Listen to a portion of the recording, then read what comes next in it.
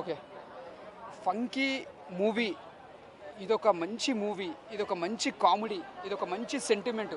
అంటే ఈ సినిమా ముందుగా డైరెక్టర్ గారికి చెప్పాలి, చాలా బాగా తీసారు సార్. ఎందుకంటే విశ్వక్సేన్ గారి ఒక యాక్షన్ మూవీలో చూస్తాం మేము ఇప్పుడు. ఈసారి మాత్రం ఒక కామెడీ డ్రామాలో చూపించారు. ఒక కామెడీ, ఒక యాక్షన్ సెంటిమెంట్ మంచిగా చూపించారు. అంటే ఎక్కడ కూడా తగ్గలే. యాక్టింగ్ ప్రకారం కూడా చాలా బాగుంది. అంటే కథ కూడా ఒక స్లోలీ వెళ్ళిపోతుంది. ఒక మన జాతిరత్నాలు ఎంత ఎంజాయ్ చేస్తామో అప్పట్లో, ఇప్పుడున్న కథ తగ్గట్టు జాతిరత్నాలతో కొద్దిగా అటాచ్మెంట్ అవుతుంది. కొద్దిగా కథ కానీ స్టోరీ కానీ కొద్దిగా మంచిగా దానిలాగా తీసుకుపోయింది.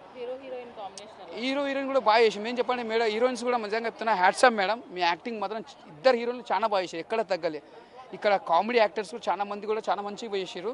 మేము చెప్పండి మనకు దిల్ రాజు గారు వస్తారు క్యారెక్టర్లో, ఒక షార్ట్లో వచ్చిపోతారు. ఆయన కూడా ఆయన క్యారెక్టర్ కూడా బాగుంది. అంటే ప్రతి ఒక్క యాక్టర్స్ది ఇక్కడ మంచి తీసిరు.